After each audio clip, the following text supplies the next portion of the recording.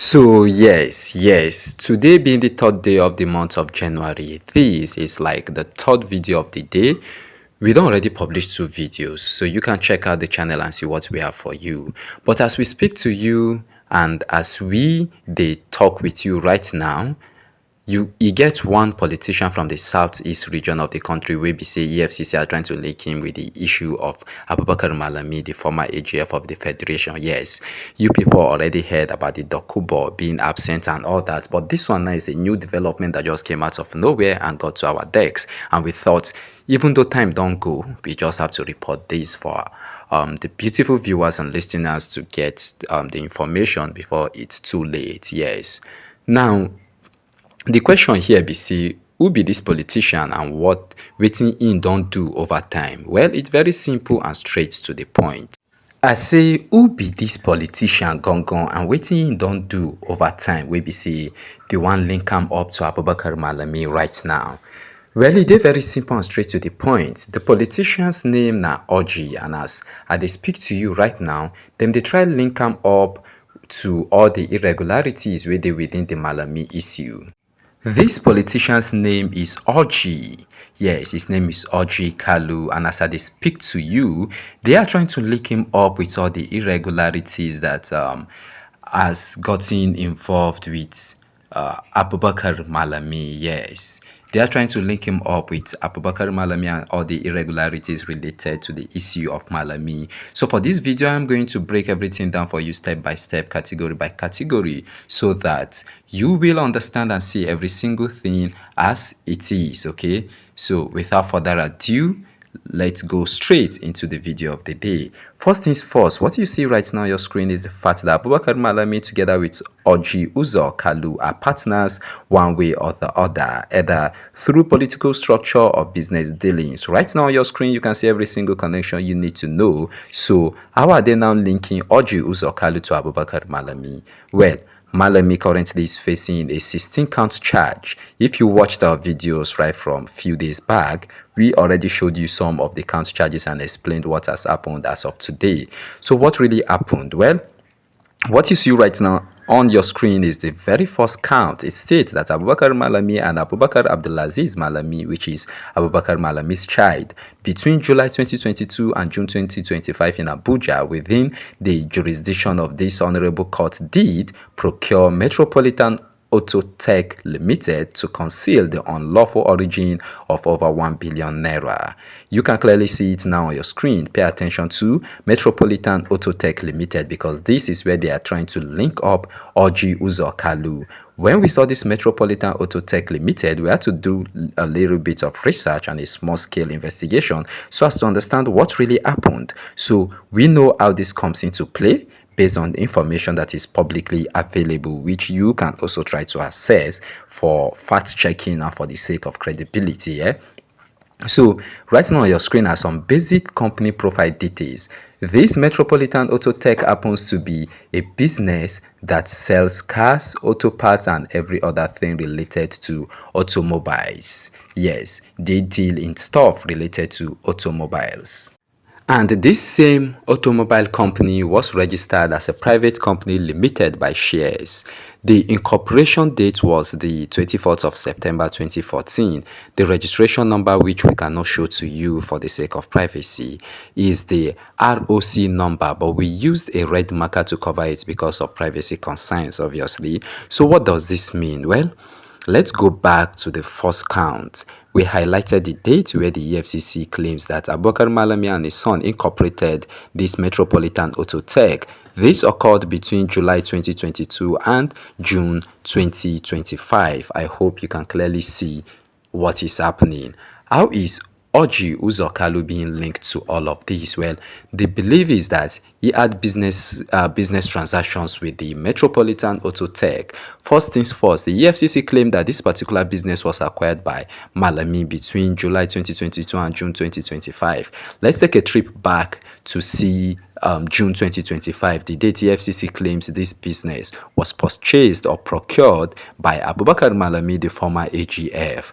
Around June of that same year, Orji Kalu came out to make a statement. At first glance, you may not understand what he said until you look closely at the context. Showing right now on your screen, this is his statement. This was the statement he made from early June 2025 regarding personal political views. In June 2025 interviews, Orji Kalu stated that he spent his personal funds while serving as governor and senator, claiming that politics cost him financially rather than benefiting him. And then he also recanted how he supported party formation financially. As you can see clearly, Orji Kalu claimed that he lost a lot of money during politics. This statement was released in June 2025. The same period rather, EFCC claims that Metropolitan Autotech, a business, was procured by Abubakar Malami. Showing on your screen again, there is proof coming from Chinese television regarding what Orji said about losing money, not in business, but while going into politics. Okay, so far, so good, right? There is no strong correlation between Malami and Orji, but wait, we will show you other things you need to know. Sometimes last year, Orji Kalu came outside and donated e-loss trucks to a vigilante group in Abia State.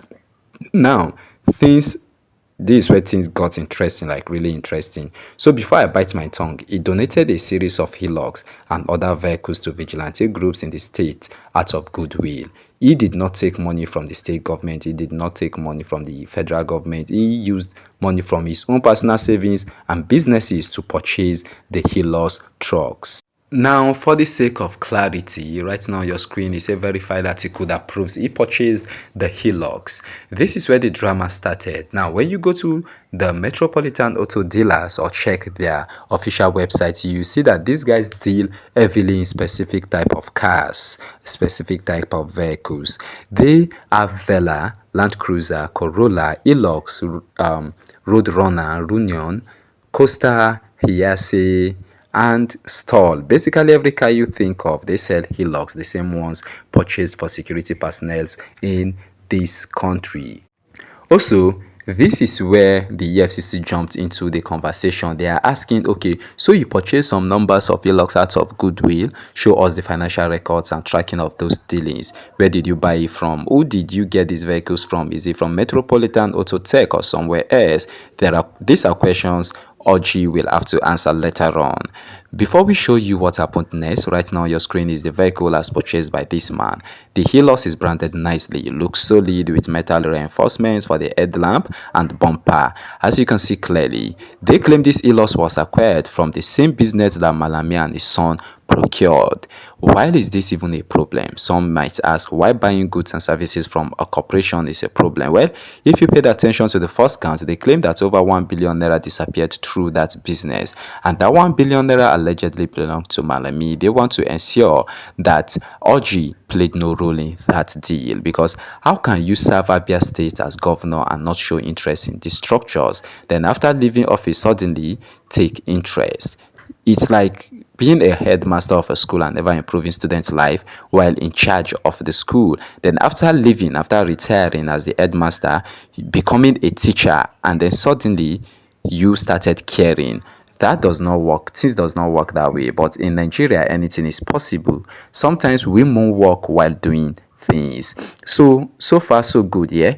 Orji insists that he has no connection or involvement in any wrongdoing. He is a wealthy individual even outside politics. True, he built businesses and structures that even his 10th generation will not be poor, not the 20th self, they will not be poor.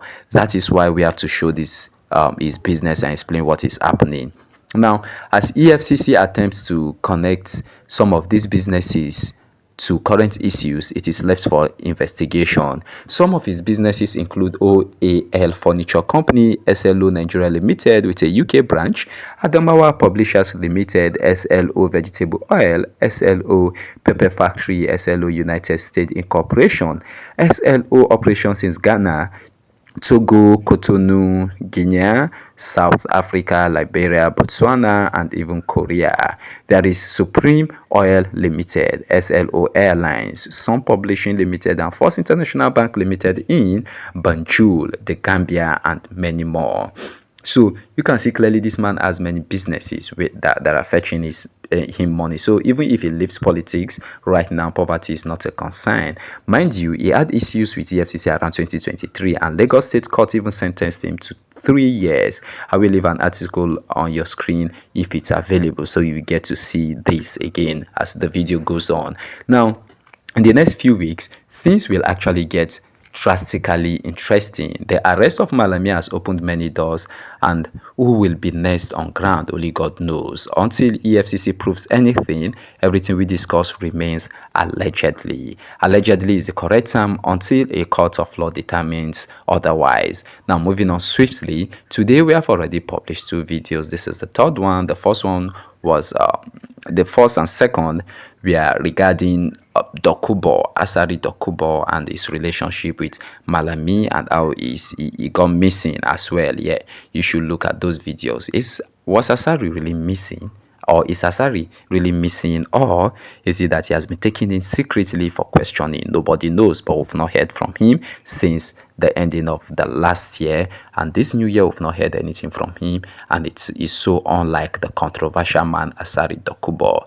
Anyways, I recommend that you should watch the past videos, so you will get to know and be up to date about the things that are unfolding right now, especially in this man's Nnamdi Kanu's case that is clashing with that of Abubakar Malami's case. Well, I thank you guys so much for watching this video right up until this moment.